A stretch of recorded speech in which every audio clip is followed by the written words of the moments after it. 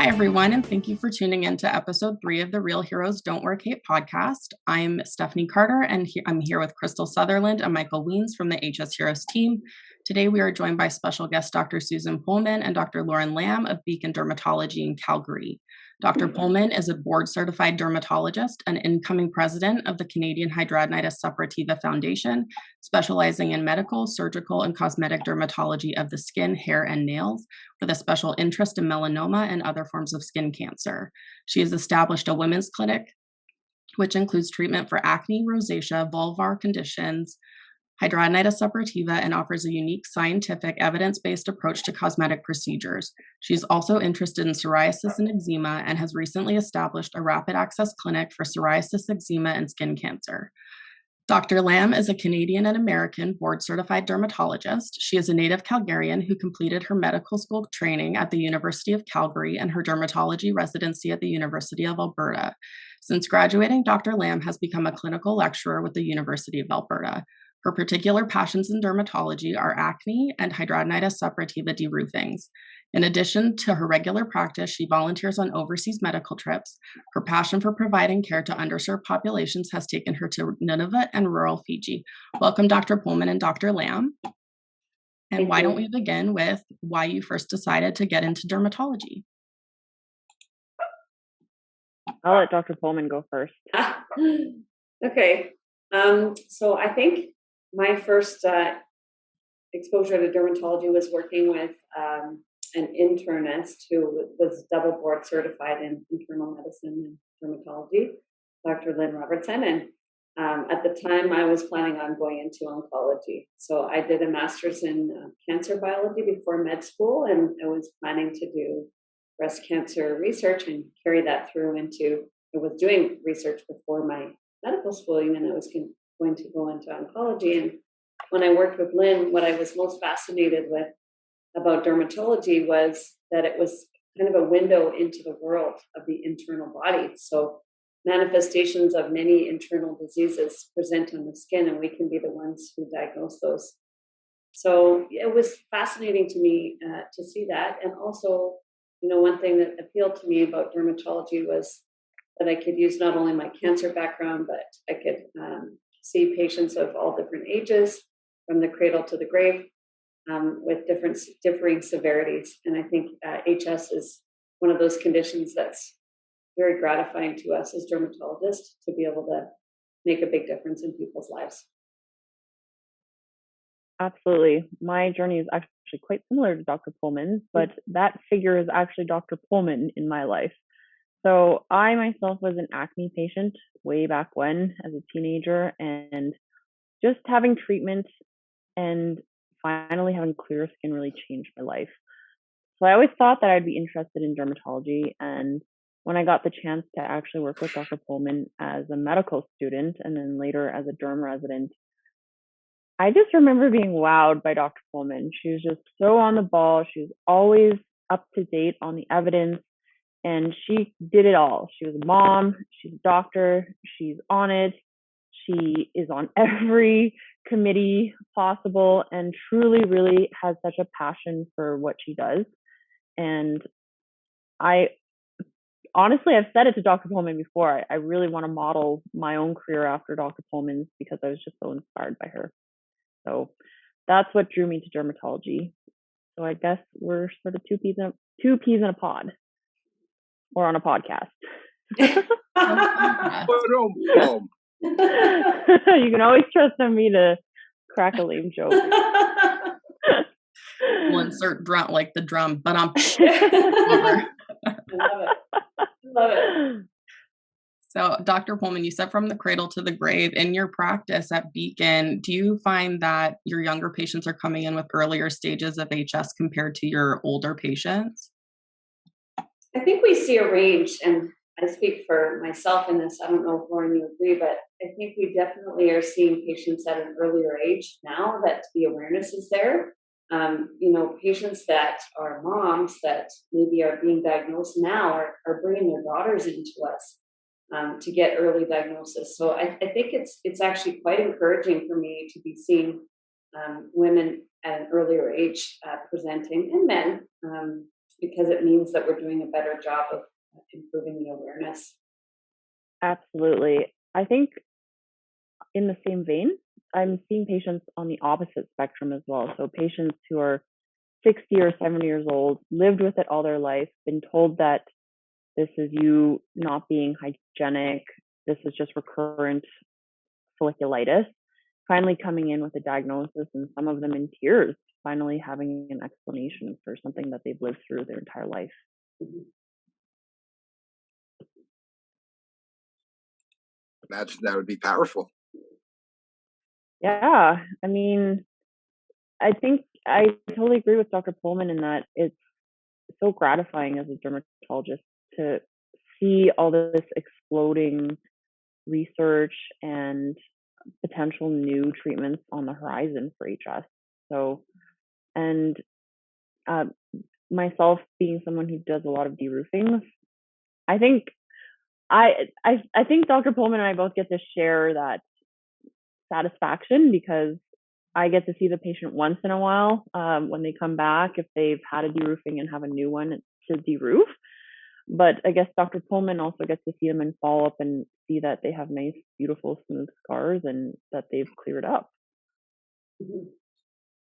It really is like music to our ears to hear that you say you're getting younger patients, because I think all of us here are experienced with HS. It took us years well into adulthood to be able to get a diagnosis. And part of the reason we started HS Heroes was to help people find that information and get that early diagnosis. And we're just, like I said, music to our ears. So grateful to hear that. Even if like we would have been able to get a diagnosis earlier on, there wasn't the treatments that that there are now, and it's Mhm. really, even in the past decade, it's come so far. Yeah, I can't agree more.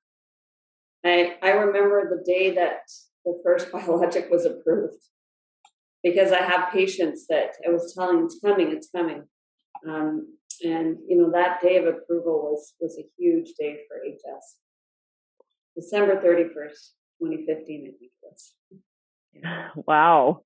Yeah. Well, And yeah, now because Dr. Poelman is part of clinical trials for HS as well, multiple Yeah. ones. Yeah, no, I think it's great. Like in our situation, we have a great partnership because we have Dr. Lamb on site who does the de-roofing surgeries. And myself, I see the medical and do the medical side of management and treatment. And we've been able to partner together to accomplish some neat things with our patients.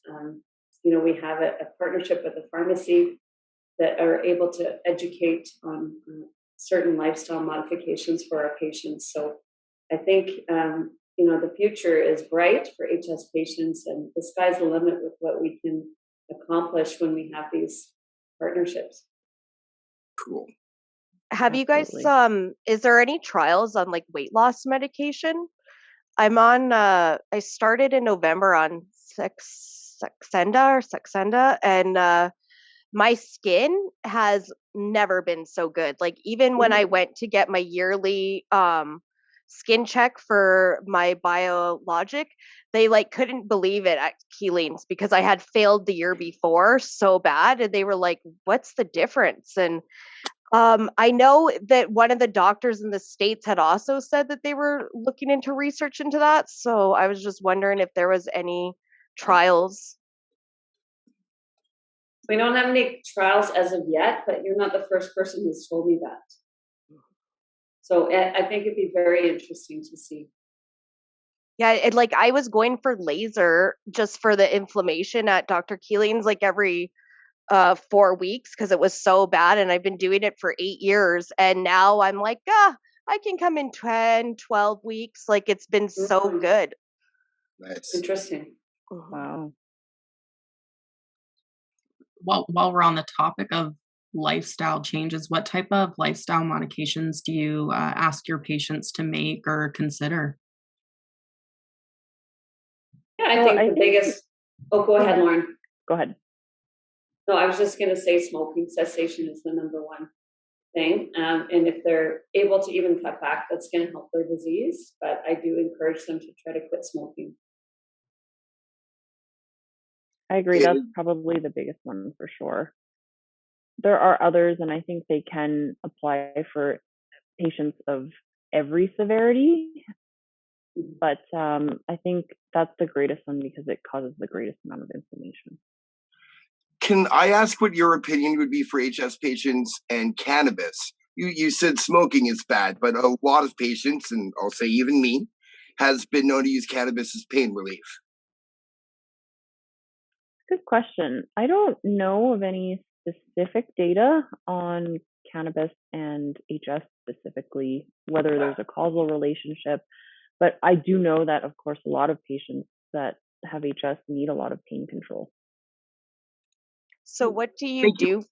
do, with the opiate crisis right now? Like what I noticed another thing is that there were a lot of patients in the States that were on long-term opiate for pain. And I didn't really think that a lot of doctors in Canada were still doing it. So what is some of the stuff that you ladies use for pain relief in HS patients? So for me personally, I don't have a triplicate form, so the most that I can prescribe is a T3, which I have done a few times for a few patients that had deroofings done on active lesions, and it was just excruciatingly tender for them. Otherwise, we do tend to refer to the chronic pain clinic, where they tend to manage these more complex cases. But if you were to ask Dr. Keeling, what he would say is try to deroof them, because that in essence really gets rid of the source of the inflammation for that specific lesion. Once it heals up, no pain anymore. Yeah, and it's very rarely that Dr. Keeling will ever prescribe something more than a T3 as well with that type of surgical intervention. Yep, exactly. But if you stay on those Tylenol every 4 or 6 hours, you're good to go. I'm telling you. I had like a can like this removed out of my leg, and I just took Tylenol, and I was back to work in a week cleaning. Wow. Yeah, I would agree with that. I think it's very difficult to, as dermatologists, we're not well trained in pain management, and so we defer to our colleagues. Tramoset, Ketorolac, but beyond that, I don't think any of us feel very comfortable prescribing any opiates or anything else. Definitely. Do you go like a low glycemic diet as well? Yes. Yeah, I do. I do tell patients, I don't know about you, Dr. Lamb, but I do tell patients to avoid things like casein and whey. So the milk proteins, like in the protein shakes and powders, I tell them about a low glycemic index. And I do prescribe, even though it's over the counter, I tell them to take zinc supplements. There is some data on that, zinc and copper. So, but yeah, I think the low glycemic index diet, I tell people about the keto diet because I do think it helps. Yeah, I try and always explain to people too, like sugar, is inflammatory, and when you have sugar, if it's in this or your bread, your whatever, it's still sugar, and it's still going to turn to inflammation. So yeah, I would agree with that. And like we just mentioned deroofings, at what point would you do a deroofing? And could you, Dr. Lamb, maybe explain a little bit what a deroofing is and what it accomplishes to help get rid of HS active lesions or spots where you consistently flare? Absolutely. So I do want to mention that Dr. Keeling and I actually just recorded a video that explains this exactly. So this should be available to the general public in the next upcoming weeks. We're hoping to get it as well with the Canadian HS Foundation and possibly the CDA or ASD, the Alberta Society of Dermatologists.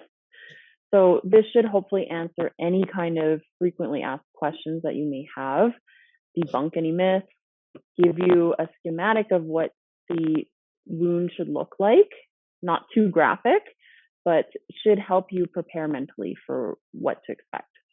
So in essence, a deroofing is a surgical procedure. It's done under local anesthetic in the clinic and usually takes about 30 minutes or so.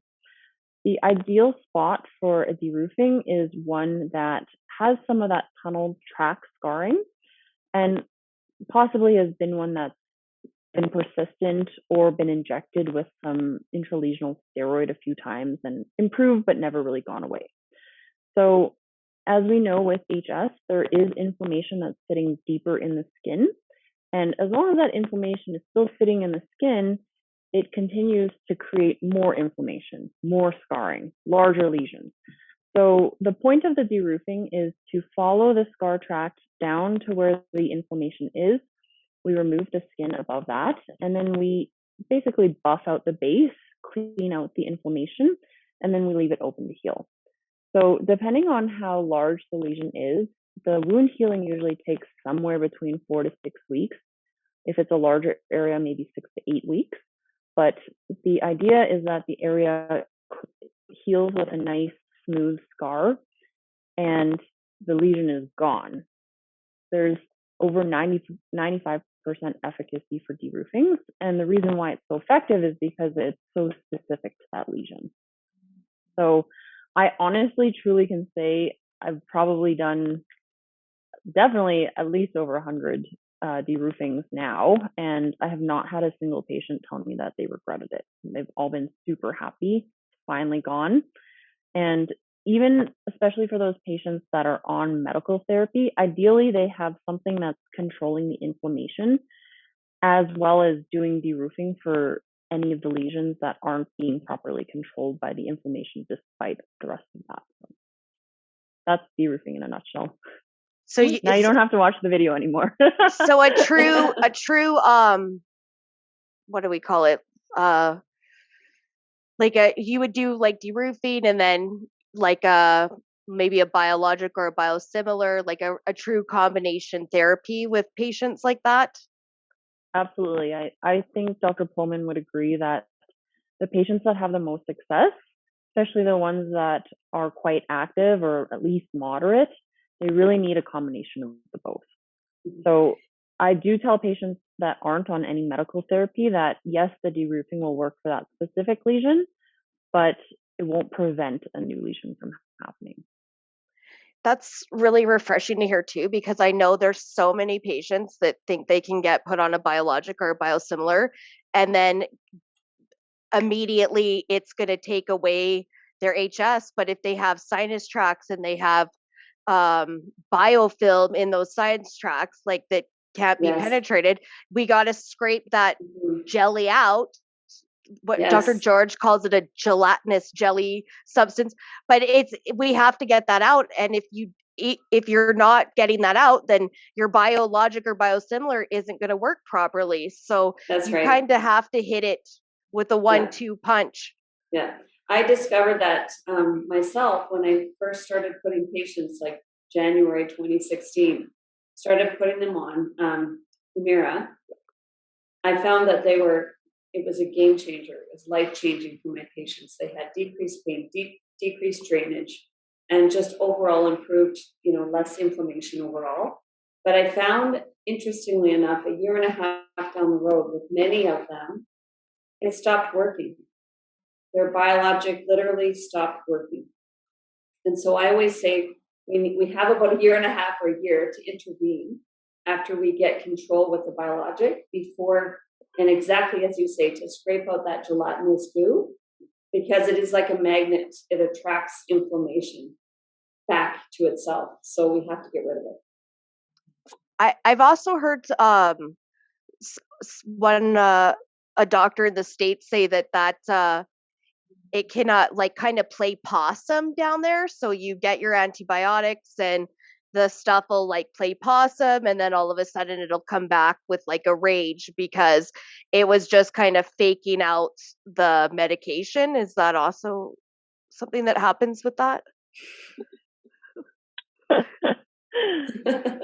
I think so. I've heard enough patients tell me that that's exactly what seems to happen. It seems to settle down for a little while, and then it rages its head again. So Dr. Poelman, I'm curious to know, have you noticed since having more access to deroofing that those patients that get put on a biologic and then clear any remaining ones with deroofing, do they stay clear and they're doing better on the Humira now?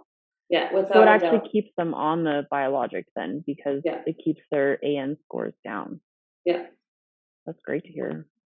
Yeah, like I've seen such a huge improvement, just even since being partnered up with you, or because the patients, they do better. They just do better with the deroofings. Yeah, I think it's a huge part. Are you noticing? Go ahead. Oh, sorry. Go ahead. I didn't mean to interrupt you. I was going to say, are you noticing more knowledge, like before people come to you about deroofing now, or is that still something that you still often have to explain to a patient? Yeah. I don't find it's widely known. Yeah, my hope is that we can also have it on our Beacon website. Yes. So that patients can just access it right off the bat if they're just scrolling through our website. That would be an amazing. And they can come and ask you about it instead of you telling them about it. So yeah, that'd be great. I'd love to be able to put that video on our website as well as a resource for patients. Sure. The more that people see it, the better. I hope so. So when I started with Dr. Keeling, I was one of 4 of his first patients. He wasn't even at Cemetery. This was back at Keystone. And so biologics weren't even indicated for HS at the time. So I ended up doing 3 years of back-to-back deroofings. And then they called me right before I went on a trip and said, Avi wants to film something. If you do this video for us, we'll probably be able to get you on Humira early. And so I did. And that was like really, getting all the deroofings before and then getting on the biologic was a real game changer for me. And I've only had to have 2 on the back of my head. And I haven't had any in about 2 years now, but I'm coming up on like 7 years. I've never had to have one come back or anything. And I don't even really have any tracks left because I had both my groins, like basically huge areas done. And if I do have a little something come up, they'll treat it with Kinalog, and it's been really amazing. Yeah, it's much more easy to deal with after. Yeah. That's nice to hear, though, anecdotally, that even if you get started later on the biologic and we clear up anything that's active, that we can keep you clear as well. Mm-hmm. Just depending on whatever timing it happens to be between Dr. Poelman and I. Yeah. I was just wondering what's the difference between deroofing and excision, and when does like an HS site cross the threshold of being able to deroof and it has to be like an under anesthetic excision? So like a wide incision or like a wide excision, yeah. So an area that would be appropriate for a wide excision as opposed to deroofing would be when someone has really, really thick scarring. We call that fibrosis, or there's such a large surface area that the deroofing it just isn't going to get through. So I did have a few patients that got referred to me for deroofing, but for example, the entire buttocks cheek was just thick. All of it was HS. I started to deroof some of it, and then I started to realize that all of these areas are totally interconnected and that I would never be able to get through all of it, and that it would be better for a surgeon to actually just take all the skin away and then be able to put in either a graft or however else they want to close it up. That would be more appropriate for that. But as you guys may or may not know, with excisions, it is quite an arduous undergoing. You have to go to the OR, you have to be under anesthetic, and then there is quite a large amount of wound healing afterwards. And because it's not specific to the lesions as well, then people do tend to get some more recurrence than with deroofing. But it is a good option for people who just have very, very massive, severe disease. Having said that, if it's small enough, I can actually do enough stages of deroofing that you essentially clear the entire underarm anyways, but if it just depends on how much scarring there is. But if you're patient enough to do it in multiple sessions, we can basically get you clear just through smaller surface area at a time. So would you see that more in like skin of color, like that would have more of a keloidy healing? I just know I don't know if it's because of the treatment, but I see so many people out of the States that are, they don't even know of deroofings and they're doing a lot of wide incisions down there. And we don't even have a billing code for that sort of surgery in Alberta, do we? Like, you almost have to find someone in plastics to do it pro bono or get on a list and wait. Yeah. I agree with Dr. Poelman's shaking her head. I agree. I don't think it's necessarily just patients with skin of color. It's essentially chronic inflammation that is causing all that fibrosis and the thickening of the skin. So that patient who ended up needing the wide excision, would you say that was one of your more difficult cases that then needed further care? Or do you have a case that stands out in your mind as being very, very difficult, but you helped them, get their HS under control and managed? So that patient that was referred for excision is actually a shared patient between Dr. Poelman and I. So I unfortunately couldn't help him as much because of that thick scarring. But the other patient that I was alluding to, I think he had such a great outcome. So when I first met him, he had massive nodules draining everywhere, no treatment. He couldn't afford any other treatment. And so deroofing was really all he was doing. So I just remember I remember marking out a certain area, and then it turned out to be even more that needed to be deroofed. So we've done probably about 5 deroofings for him. And now he's gone from entire underarm is all HS to totally clear. He's smiling now whenever he comes to see me. You can see he's brighter. He got a job. He feels better about himself because he doesn't feel like it's all smelly and draining anymore. Huge. And that was just deroofing alone. So it is very rewarding. What about you, Dr. Poelman? I have a feeling I know who you're going to say is your most difficult patient, but I'm curious to know who's your most difficult patient. Well, I have so many of them. Helped. Yes, you do. But I think my most memorable was a patient who came to me, and he was my nurse came and got the information for me and came out and told me about him before I went into the room to meet him. And she said, "Well, this patient is mute." And I said, "Well, are you sure?" And she said, "Yes, he didn't say a word. His wife did all the talking. I don't think he actually physically could talk." And so I went in to see him. He looked at the floor the whole time. He was in such pain from his HS that he had not been able to work for a year and a half. He had not been able to sleep in the same bed as his wife because he had such bad drainage from his lesions. Constantly changing pads with draining blood and other fluids from his HS.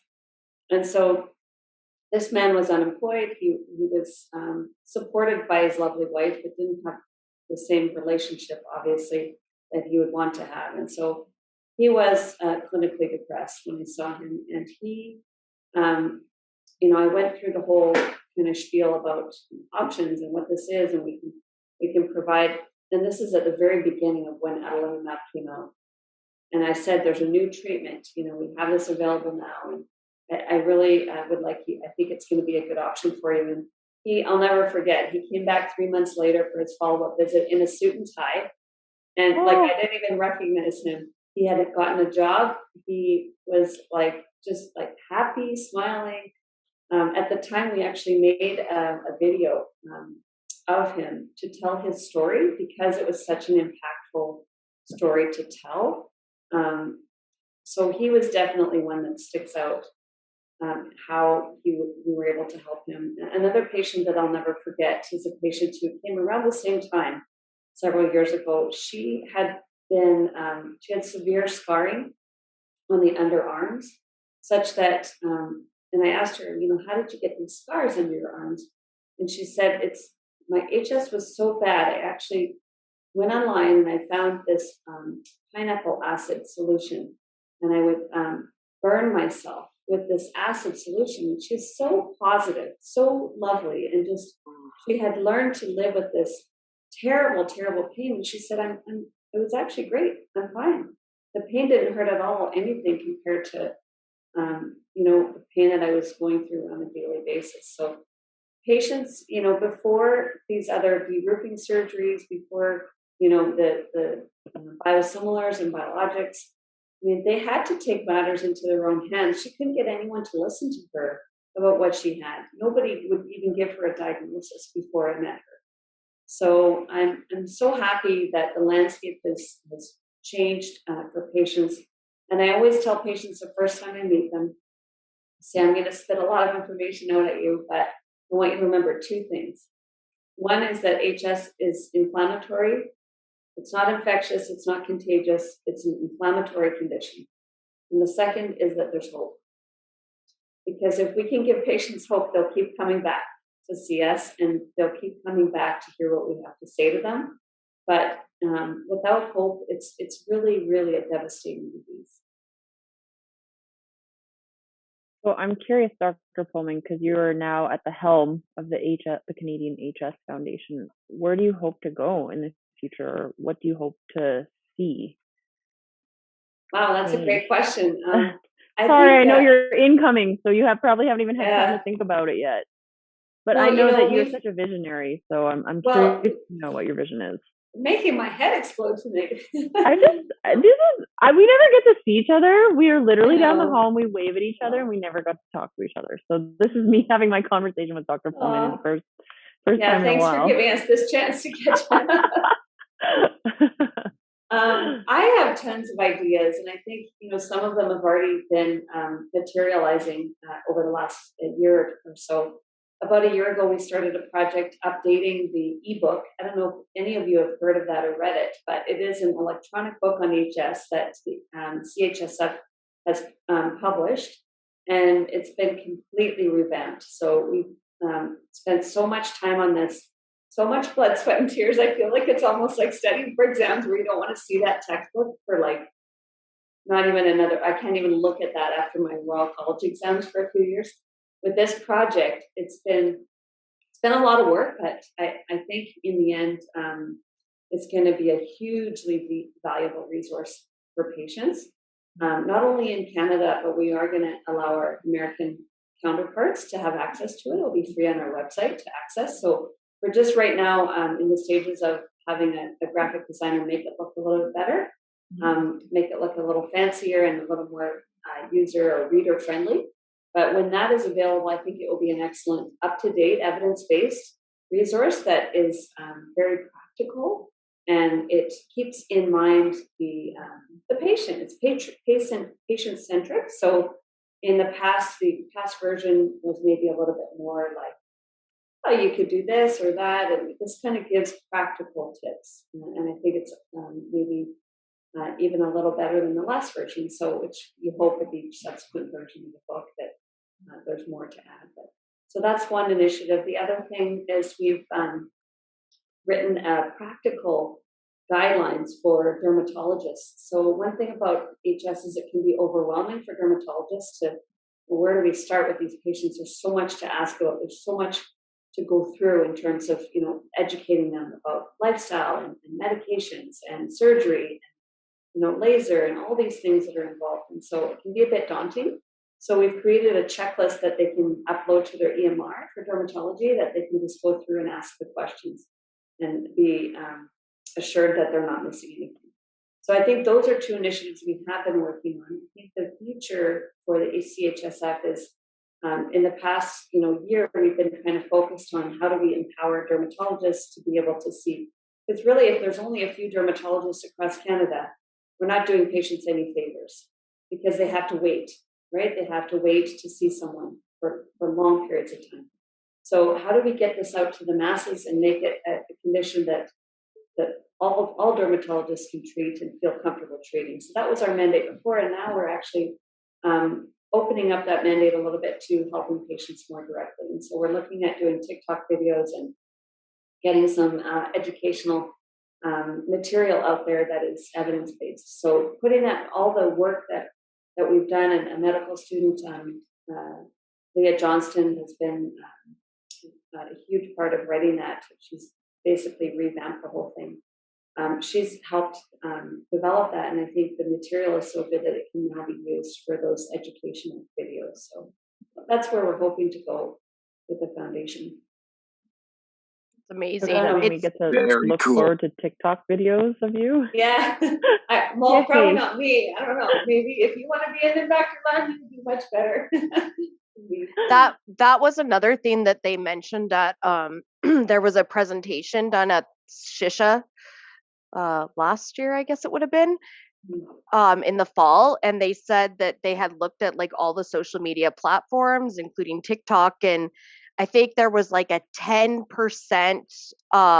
correct information out there, Yes. and a lot of it's misinformation. And I know we really try and pride ourselves on getting peer-reviewed stuff, medically reviewed feeds, and it's really nice that the Canadian Foundation's going to start getting these resources out for patients as well. But we do have one last question on our list, and it was just HS patients, for a lot of us who are in our 30s, 40s, we're told that this was a hygiene issue and we need to better take care of hygiene. We now know that is not the case, but do you have any tips for hygiene or products you think are very useful for HS patients? And this question or this comment drives me absolutely crazy. I think if I had one lifetime goal, it would be to educate every family physician on the planet that this is not related to hygiene. So I have had so many patients, probably Dr. Lam too, over the years, that come in and they are in tears because they're just so grateful that, one, there's someone that knows what they have, that will listen to them too, and 3, that's not going to tell them it's because they're overweight or because they're not showering. And they shower 5 times a day. It's definitely something that we have. We almost should have a myth buster. Something, maybe TikTok that would video. be a great future podcast if you'd like to come back.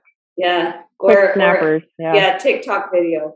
Yeah, I think so. I think, no, that's one of my pet peeves. I always tell patients it's kind of like putting a Band-Aid on a volcano, to think that a topical is going to help this systemic underlying inflammation. So I don't recommend topical therapy. I don't recommend antibacterial washes unless there's a component of smell, and that's something that can be very cause patients to be very self-conscious.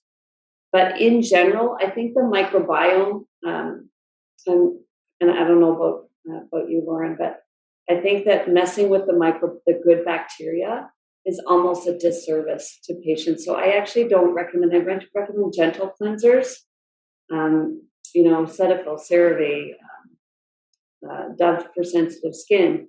So there's a bunch of them. I don't find that antibacterial washes, like I said, unless there's a component of smell, that they help. What about deodorants? Well, that's a totally different topic. Sorry, I'm but if you have an open, open wounds, is there something that's not gonna? Yeah, so I'm big on. I think there definitely is a role, in our upcoming research is going to show that sweating actually is very important in HS pathology, and I think that some of the studies that have been done with Botox injections for sweating have shown that it actually helps with HS. So there's definitely those apocrine glands that are involved in both, and I think that we can, if we kind of shrink those a bit, we can actually help the HS. So I think there's definitely a role for addressing sweating in HS, and I think I recommend for people to wear the NYX. I don't know if you've heard of the NYX bike shorts or NYX clothing that you can get online, but that's a Canadian company that provides a moisture wicking clothing, a fabric that can help control the sweating and actually prevent them from being cut in the groin areas where they get the HS. So I do recommend that. I think the issue with deodorant, I don't have a preferred one. I usually recommend something that's non-scented. like Dove or Secret Clinical. And I do, if sweating is a primary concern, I do offer them Botox injections. You can also do topicals like Drysol, but I find them to be too irritating. I don't know, what do you recommend, Dr. Len? I almost wonder too, because Drysol literally essentially just plugs up which might make it worse. Exactly, because that's the whole cascade of HS. So I very similar too. So gentle cleansers, I don't have a particular one that I favor, but I do agree that in general we shouldn't be trying to approach this topically unless it's very mild disease. Just kind of unfortunate because I only graduated recently from residency, but even in the time that I was in residency, I just saw topicals and oral antibiotics being used, and that was really about it. I remember Dallicin T. It was the go-to. Well, it's because it's in the guidelines. The guidelines are antiquated, right? Mm-hmm. So the European guidelines, what I go by, still have topicals in them. And there's not a whole lot of evidence to support that. So I think they need to be revisited. And I think an emphasis made on systemic choices. I think the whole burden of inflammation can really be highlighted by the fact that we see lots of patients that have Crohn's disease or ulcerative colitis. And oftentimes, I don't know about you, Dr. Poelman, but oftentimes their Crohn's or their ulcerative colitis is well controlled with their dosing of biologic, but the HS is totally raging. And we actually have to increase the amount of the biologic that they have for the HS specifically. So I think you can imagine just how high a burden of inflammation there really is if people suffer so much when they have Crohn's and ulcerative colitis, and it's still not enough at their dosing that the HS is still flaring. So. Yeah, it's expressing out of two different areas basically because there's so much inflammation. Yeah. Exactly. Yeah, I think that's a very important point. Yeah. I think maybe this is a good place to end our podcast. Do you, Dr. Poelman or Dr. Lamb, have any parting words for the HS patients who will be listening? I think just a reminder that that the future's bright. HS, we're getting more and more interest from residents, medical students, people doing research. So the research is coming. The pipeline is rich with fruit, low-hanging fruit that's it's going to materialize. In the next few years, we're going to have more and more options. Right now, formally, we only have one biologic, but there are more right around the corner. And, in our center of excellence for HS, we have a lot of patients that we see, but we also are conducting a lot of research trials. So I think that the future's bright. Are they doing research trials for JAK inhibitors for HS? Yeah, that's what I thought, which would be pretty interesting too, because that's a pill, right? Instead of an injection. Correct. So a lot of people who are scared of needles would have another option then. That's right. Fabulous. Okay. And Dr. Lamb, did you have anything to add as closing remarks? I totally echo what Dr. Poelman says. It's a very bright future for HS. And I think most importantly, you have a lot of great advocates on your side going to bat for you, but you can also be an advocate for yourself, as HS Heroes has shown, and you can find advocates in each other, which is amazing. And I think that's amazing that you guys have made this your mission to help others help themselves, really. So congrats and thanks to you guys too. Well, this was so exciting. I feel like we learned so much, and it was so nice to be able to, feature a couple of women doctors. I think that's like huge. I love advocating for women, and we're lucky to have Mike on here as well with us. But this has been a great evening, and I hope that I get to meet you two in person in Calgary. I don't know if you're going to come and see the Calgary Tower lit up for Awareness Week, but I'd love to meet you both in person for that. And when is that? June 11th. Okay. And thank you everyone for joining us today, and a very special thank you to Dr. Lamb and Dr. Poelman. The valuable information and care you provide to HS patients is just so remarkable. Join us next month for another episode of the HS Heroes podcast. Until then, remember, real heroes don't wear capes.